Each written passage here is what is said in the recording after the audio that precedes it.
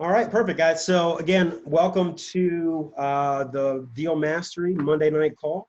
We're going to be doing inside the seller sales calls. All right, so my name is Reese Pennington. I'm with Deal Mastery. I actually head up the deal closers and negotiators section of the inside of Deal Mastery.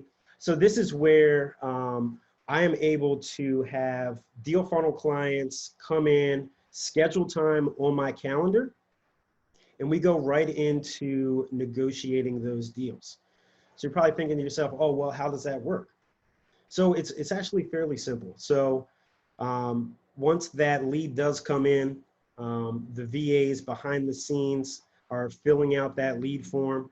The VAs are actually either going to put that on my calendar, or you're actually going to be able to put that onto my calendar. And we schedule about a 15-20 minute call and go over the property, what they're asking for, the condition, and really kind of get into really the actual negotiations, the real nitty gritty of what we can do to solve their problem. Now, you know, we can't help everyone because not everyone is in a rush to sell, but those people that are looking to sell in the next 30 to 90 days, that's something that we want to go ahead and figure out how we can help them make that offer. So tonight I have a couple of calls that we're going to go over, right? One is they're actually both creative deals. One is just your typical homeowner, and the other one is an actual very savvy investor that it's actually going to be kind of funny. We're going to listen to that one last. But they did a lot to try to control the conversation, control the call, really kind of dictate all of the terms, and you'll see how I handled all of that. So guys, if you are interested at all, just to kind of check out and see what Deal Closers is all about, feel free to go to www.dealclosers.team. There's a lot of information on that site. So why don't we go ahead and just get started. So for those that have jumped on, again, my name is Reese Pennington. I'm with Deal Mastery. Tonight we're going to be going over a couple of seller calls. I do head up the deal closers and negotiations section of Deal Mastery, where I help other investors come in and close deals. So let's go ahead and jump into the very first call.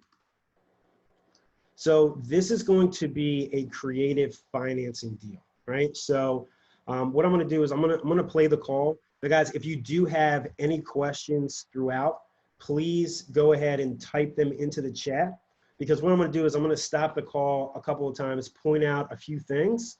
That way we can discuss it a little bit. I'll be able to answer a few questions during the call. And then we'll have a much larger section of question and answer at the very end of everything. So guys, make sure you stay to the end. If you have any real pressing questions, I'll be able to take care of them, unmute you. We can discuss a few things.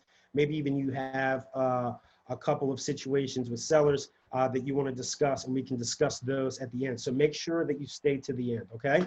So guys, let's go ahead and jump right into this call. This call actually happened earlier today, right? So this gentleman, he's really just, him and his wife are looking to get out of the house. Looking to just be done with the house. The house is a rental. You'll be able to hear all of this on the call. Again, any questions that you have, go ahead and drop them in the chat. I'll answer them in the chat, but we're going to do a live Q&A also at the end. So make sure you stay to the end. So tell me a little bit about what you got going on, man. Obviously, I know that you're trying to sell it.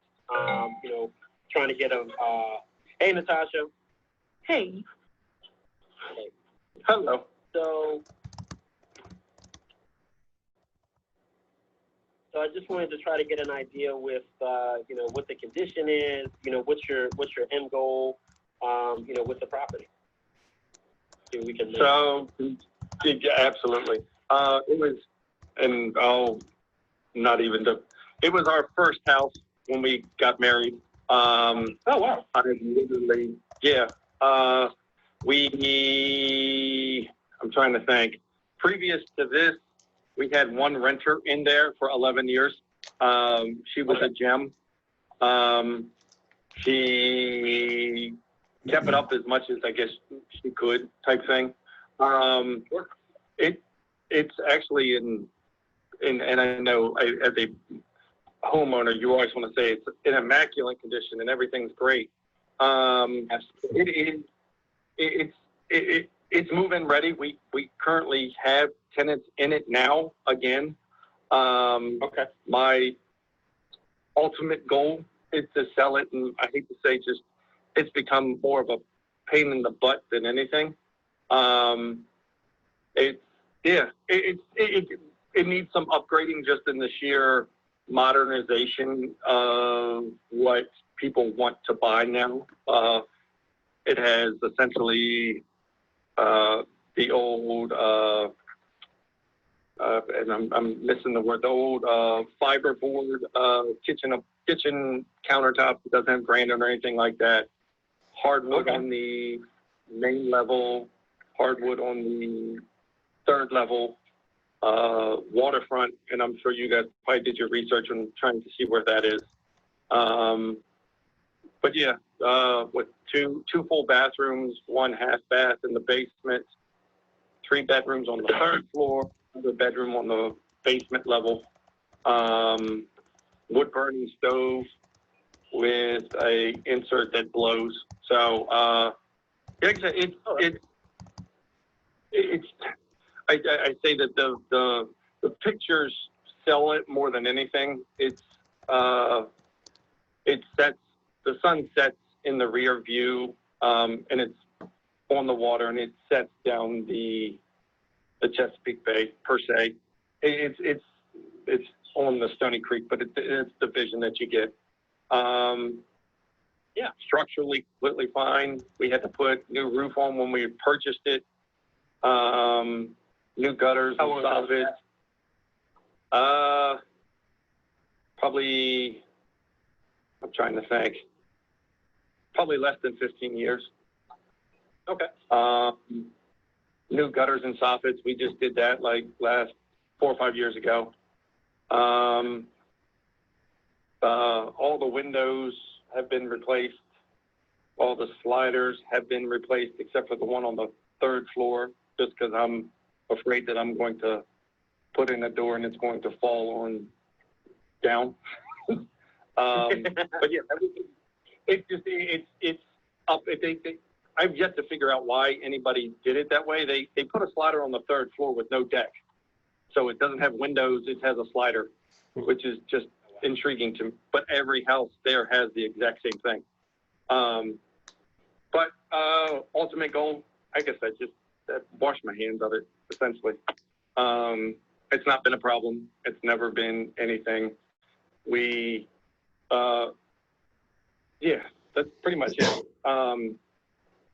Yeah, I could sit here and rattle on for hours. So, yeah, no, that's not a problem. And so, I mean, the stuff that I can see, like picture-wise, is that, you know, fairly, I guess, current, the pictures that are on Zillow right now?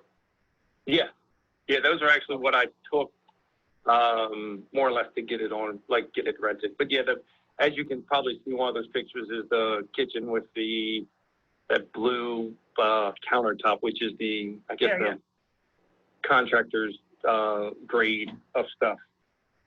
Sure. So what's the current rent that you're getting in it now? Currently getting $1,800. Okay.